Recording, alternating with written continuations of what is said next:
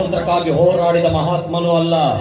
ಗತ್ತಿನಿಂದ ಗಣಿಗಾರಿಕೆ ಮಾಡಿಕೊಂಡಿದ್ದ ನನ್ನ ಮೇಲೆ ತಮ್ಮ ದ್ವೇಷಕಾರಿ ನಾನು ಮಾಡುತ್ತಿದ್ದ ಗಣಿಗಾರಿಕಾ ದಂಧೆ ಬೇನಿಯತ್ತಿನಿಂದ ಕೂಡೈತಿ ಅಂದ್ರ ಅಕ್ರಮವಾಗಿ ನಡೆದೈತಿ ಅಂತ ನನ್ನ ಮೇಲೆ ಸರ್ಕಾರಕ್ಕೆ ಫಿರ್ಯಾದಿ ಕೊಟ್ಟು ನನ್ನ ಮಟ್ಟ ಹಾಕಕ್ ನೋಡ್ದ.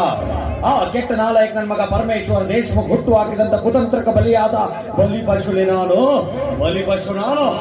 ಆದ್ರೆ ಏನಾಯ್ತ್ರಿ ಪಾಟೀಲ್ರ, ಇವತ್ತಲ್ಲ ನಾಳೆಲ್ಲ ಯಾವತ್ತಿದ್ರು ನೀವೇ ನಮ್ಮ ಪಾಲನೆ ದೇವ್ರು ಅಂತ ನಾವು ತಿಳ್ಕೊಂಡೇ ಮುಗಿದು. ನೀವು ನನ್ನನ್ನು ನಿಮ್ಮ ಪಾಲನ ದೇವ್ರು ಅಂತ ತಿಳ್ಕೊಂಡ್ರೆ ಅದಂಗ್ ಮುಗಿತೈತಿ. ತಿಳ್ಕೊಬೇಕಾದವರು ತಿಳ್ಕೊಂಡಿದ್ರೆ ಅಂದ್ರೆ ಈ ವಿಷಯ ಇಷ್ಟೊಂದು ದೀರ್ಘಕ್ಕೆ ಹೋಗ್ತಿರ್ಲಿಲ್ಲ. ಆ ಪರಮೇಶ್ವರ್ ದೇಶಮುಖನ ಕುತಂತ್ರದಿಂದ ನಾನು ಜೈಲು ಸೇರ್ತಿರ್ಲಿಲ್ಲ. ಪ್ರಜ್ವಲಿಸಿ ಉರಿತಾ ಇರೋ ದೀಪಾನ ಹಣ್ಣಂತ ತಿನ್ನಕ್ ಹೋಗಿ ಮೈ ಸುಟ್ಕೊಂಡ ಪತಂಗದ ಹುಳ ನಾನಾಗ್ಬಿಟ್ಟೆ ಅಂತ ನಮ್ಮ ವೈರಿ ಎದುರು ಸೋಲ್ ಹೊತ್ಕೊಂಡು ಅವ್ರ ಮುಂದ ತಲೆ ತಗ್ಗಿಸಿ ನಡಿಬೇಕಂತ ಮಾಡಿರೇನ? ಸೋಲು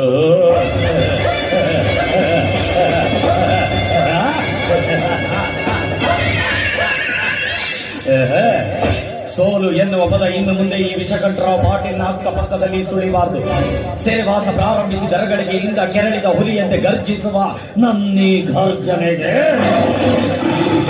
ಇನ್ನು ಮುಂದೆ ಈ ಪ್ರಪಂಚದ ಯಾವುದೇ ವ್ಯಕ್ತಿ ಆಗಲಿ ಯಾವುದೇ ಶಕ್ತಿ ಆಗಲಿ ನನಗೆದುರು ನಿಲ್ಲಬಾರದು ಅಂತ ಪಣ ತೊಟ್ಟು ಹೊರ ಬಂದಿರುವ ಈ ಛಲದಂಕ ಮಲ್ಲನಿಗೆ ಸೋಲು ಎನ್ನುವುದು ಕನಸಿನ ಮಾತು.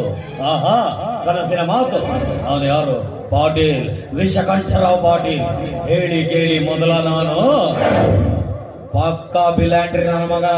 ಶಬಾಷ್, ಇದಕ್ಕಂತ ನೋಡ್ರಿ ಅಪ್ಪ ಹುಟ್ಟಿದ ಮಾತು ಅಂತ.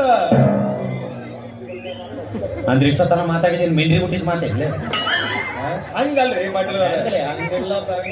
ಹೋಗಲ್ ಬಿಡ್ರಿ ಪಾಟೀಲ್ರ, ಹೆಂಗಂದ್ರೆ ನೀವು ಊರಿಗೆ ಬಂದ್ರಿ ಅಂದ್ಮೇಲೆ ಇನ್ ಮೇಲೆ ನಮ್ಮ ಮುಂದೆ